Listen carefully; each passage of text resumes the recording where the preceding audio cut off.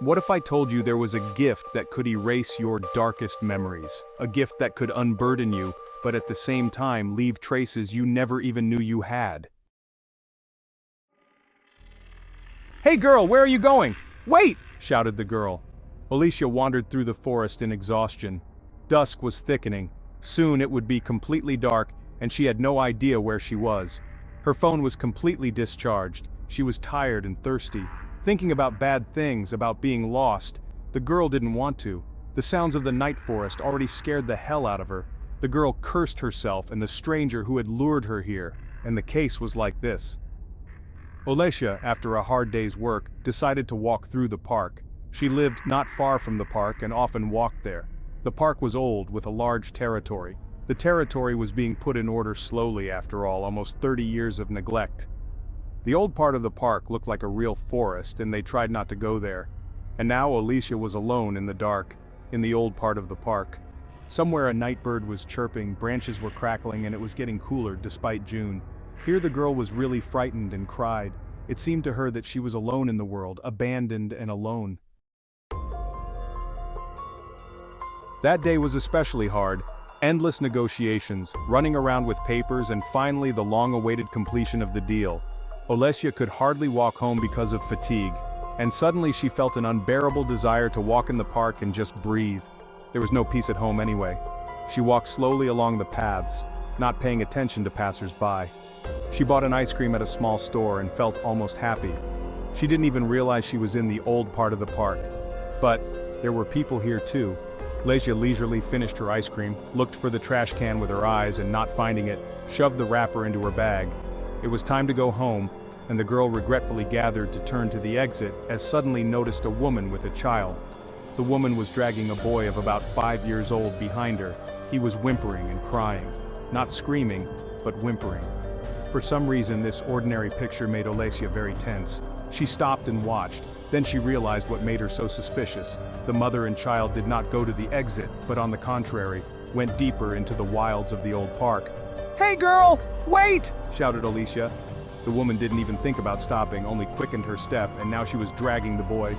Olesya hurried after her, pulling out her cell phone to call the police. Suddenly, the girl felt a strange tingling sensation on her skin as she entered the forest. It was as if she had crossed a line, a boundary. Olesya almost ran after the woman, but still could not catch up with them. It was as if she stood still and did not move. The woman's back kept looming ahead. It was getting dark fast, her cell phone was not completely dead, and she felt uncomfortable. The girl cursed through her teeth at herself and the woman. "Hey, stop!" Olesya shouted angrily at the woman's back. Now the boy was running next to his mother, and it seemed strange. The woman suddenly stopped, but did not turn around. She waited for Olesya to come closer. She turned around so quickly that the girl recoiled and did not keep on, her feet fell. Taking a closer look at the woman, and in the twilight can see poorly, Olesya began to crawl back. When the boy turned around and approached the girl, she screamed shrilly. Their faces were horrible, black holes instead of eyes, flesh hanging in chunks from the woman's face. The boy lashed out predatorily and prepared to attack. She couldn't just not come home and warn me. The young woman was talking in a high-pitched tone of voice. The policeman was talking to her like she was a child. "She's a full-grown adult woman. She can do what she wants. Come back in 3 days if she doesn't come back." "There are no maniacs in town," replied the man with a chuckle. "Now get back to work. You are obliged to take a statement," demanded the woman. "What the hell is this?" exclaimed the man in anger. "I told you in Russian. First and foremost, you are not a close relative." Here the woman realized that she was just being played and no one wanted to deal with her case. Her name was Anfisa, and she was looking for her cousin Olesya. Olesya didn't come home, and Anfisa couldn't call her. Her phone was off. She had left work and hadn't gotten home. She was very scared for her sister. It was a difficult time. Olesya lived with her own sister and her family. It would be more accurate to say that they lived with her and practically at her expense. The girl was earning well and had bought a spacious apartment a long time ago. Her sister Vika, with her husband and 2 children, moved from the village to the city and settled with Olesya. It seemed to be temporary, and they had been living there for 6 months. Olesya can't kick her sister out, but they are happy to try. They've gotten so uppity that they've stopped even buying groceries. They say you're rich, so feed us. Once Olesya mentioned money and in general further plans, so there was such a scandal that the neighbors called the police. Anfisa and Vika were not friends neither in childhood nor later. She was immediately worried when her sister was silent late at night and did not answer the phone. Waiting until morning, Anfisa rushed to Olesya's apartment. The door was not opened for a long time, then she began to pound with her foot. "You've lost your mind, you idiot!" yelled Vika, opening the door. "You woke up the whole house! It's 8 o'clock in the morning and normal people have already gone to work," replied Anfisa. "Where's Olesya? How do I know?" She didn't come home yesterday, Vika answered, yawning. And it doesn't scare you? Doesn't scare you? My sister didn't come home from work and you sleep well, hissed Anfisa, passing into the apartment. The girl's face creased. The apartment was stuffy and obviously hadn't been cleaned for a long time. You could have mopped the floors. "I'm a guest," Vika said with pathos. "Let the hostess mop the floors." And Anfisa couldn't find words and just pushed her sister away. Most of all, she wanted to hit her. "Write a report to the police. You're your own sister, they'll take it from you," Anfisa said with pressure. "Don't you have any pain anywhere? Why don't you go to the woods? Why are you sticking your nose in?" Vika shouted angrily. "You need to write, you write, and I'm fine as I am." And Vika pushed Anfisa out of the door and slammed the door. And Anfisa kicked the door a couple of times. "What a bitch," Anfisa muttered. "Is this about Victoria?" A calm voice sounded nearby. Anfisa turned and faced her neighbor, who was peering through the ajar door. A tall woman with smoothly combed hair looked at the world from behind thick glasses. She resembled a strict teacher. Anfisa mentally pitied her students. Her aunt's look was stern. "Come in, we can't talk on the stairs." The woman invited her into the apartment. "Aren't you afraid to invite someone you don't know?" Anfisa asked. "No, especially since I've seen you several times together with Olesya. You are sisters, aren't you?" The woman clarified. "Second cousins," answered Anfisa. "My name is Evgenia Pavlovna, you can just call me Aunt Zhenya. And I'm not the teacher." Zhenya smiled softly and Anfisa was embarrassed. Could her thoughts be written on her face? Olesya has disappeared, and they won't take a statement from me. I haven't heard from my sister for almost 24 hours now. You see, she would have warned anyway if she was going somewhere, Anfisa told me. For some reason she felt for this strict woman. That's what I was afraid of, Eugenia shook her head. Victoria is not a good person, evil. She planned a bad deed, and apparently it was done. What are you talking about? A scream suddenly stuck in her throat. The two just stood over her. The boy wasn't grinning, he was smiling. Slowly, facts began to reach Olesya's consciousness. She was somewhere, as if in another world. Here, even Christmas trees looked different from them, at least in the daytime. The woman continued to stand and stare empty-eyed at the girl. Then suddenly she beckoned and walked forward. Olesya had no choice but to follow her. They walked for about an hour. Olesya was tired, and her guide was not very talkative. Suddenly the trees parted and a clearing appeared in front of the girl. Olesya opened her mouth in astonishment, forgetting everything in the world. "Oh my gods, it's like a fairy tale!" she exclaimed. At the edge of the clearing was a wooden log cabin with one window. The house looked very old, mossy in some places. Nearby there was an apple tree. Under it stood a roughly chipped chair and a couple of stools. A little farther on, a brook flowed through the meadow as if it were girdling it in a circle. There were lots of berries, flowers, and mushrooms everywhere, especially fly agaric. And it was bright, as if the light was coming from the grass and trees. It really was a fairy tale. Olesya's escorts disappeared somewhere and she stomped on the spot. Out of the house came a woman in a long, dark green dress, with her hair braided into a thick braid. She held an empty mug in her hands. "Hello, help me," Olesya asked, almost crying. She timidly approached the woman. "Hello!" The woman said hello with a smile. "I've already helped you. I brought you here." "Thank you, of course, but I'd like to go home." The girl hesitated. "Is this some kind of masquerade party? Those people look weird." "They're not people," said the lady of the house calmly. "Sit down. You must be tired and thirsty." Olesya nodded gratefully, sitting down on a stool. The hostess took a small bucket and scooped up the water. Putting the bucket on the table, she moved the mug to the guest. Olesya scooped up the water and drank with pleasure. The water was pleasantly cold, a little brackish, and smelled of herbs for some reason. Suddenly a strong spasm twisted the girl's stomach. Headache, sharp weakness pierced the whole body. She had been poisoned. With that thought, she passed out. The girl slowly came to her senses. She was in the house on a bedstead covered with a blanket. Nearby in the chair sat a woman. In her hands she had embroidery hoops. She's awake. That's good, rejoiced the woman. I didn't have time to introduce myself. I'm Yaga. The one who Baba Yaga? Olesya asked. Oh, people. It's a shame though, my legs are normal, intact, and in general, without me you will have a hard time. As long as I sleep people's souls, someone always calls me names. Yaga took offense.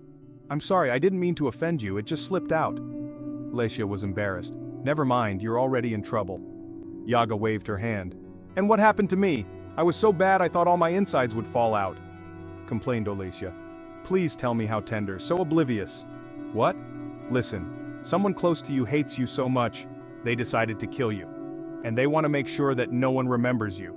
But when they did the Oblivion ritual, they made a mistake, and it didn't work. Well, partly because you were in the woods. You were supposed to disappear into the woods, and you met Div. I knew about it immediately, ordered you brought to me. The moment I saw you, I knew your misfortune. The spell of Oblivion. A terrible rite that condemns the victim to complete oblivion in both worlds. Eventually, you would become an evil spirit. You'd be forgotten by the living, even your existence. And in the world of the dead, you are not yet welcome. You simply cease to exist for everyone. That's all. I gave you dead water, and as you can see, you're alive. The spell did partially affect you, and meeting my servants is not good for a man. You'll be all right now. There's someone out there in the world of the living who is looking for you and waiting for you. She's your sister, the real one. And the other one, she's the one who did all this. Could it be Vika? Olesya asked doomedly. Yevgenia only waved her hands. I'll forget everything later? Maybe, and maybe not. I should probably go now. Get some more rest, the time will come. I'm a witch, Yevgenia declared, and Anfisa almost choked. Who? The girl rounded her eyes. It seems the whole house is sick. A witch. A real witch. But that's not the point. Victoria came to me. She wanted to perform a ritual, so to say. Not good, the landlady said delicately.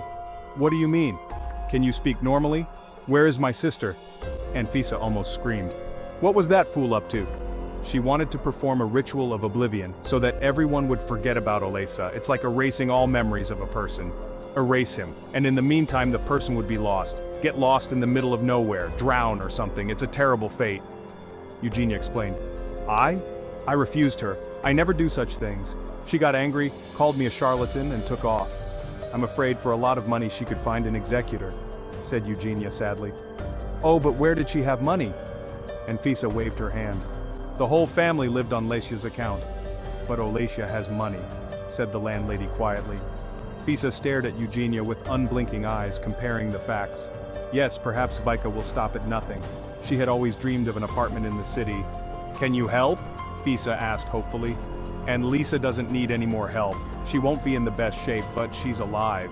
She has been helped, Yevgenia said mysteriously. Wait a bit. From Yevgenia, Anfisa went again to the station where, to her surprise, the application was accepted without questions and taking the phone, told to wait. The hardest thing for her is waiting. Time stretches endlessly. The hands do not move.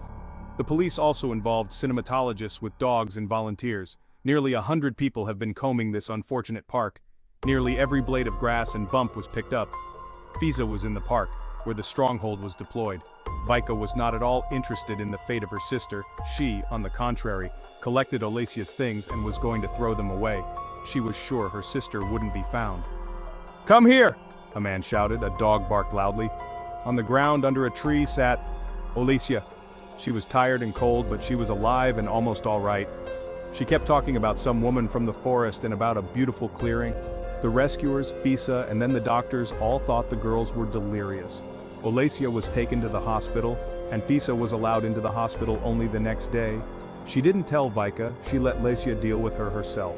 Olesya repeated her story again, only they didn't believe her again. They wrote in the protocol that the girl got lost in the park. There was only a strangeness. In the place where she was found, almost all the time there were people. Where did she come from? From the air? This question puzzled not only Anfisa, but also the rescuers. But since the girl is fine, why else would they bother with it? Asterisk. When Olesya returned from the hospital, she told her sister to move out of her apartment with her family. Vika made a scandal and shouted that she regretted one thing, that her ritual didn't work. However, Olesya already knew the truth. The closest person, her own sister, decided to get rid of her in such an exotic way. The main motive, a large apartment. Anfisa helped to expel the relatives and also called the police so that they did not seize someone else's. Olesya and her sister didn't communicate anymore, and the sister's mother preferred Vika. And the fact that Vika almost killed her sister did not affect the mother's decision. At first, Olesya was upset and then just accepted this fact as a given.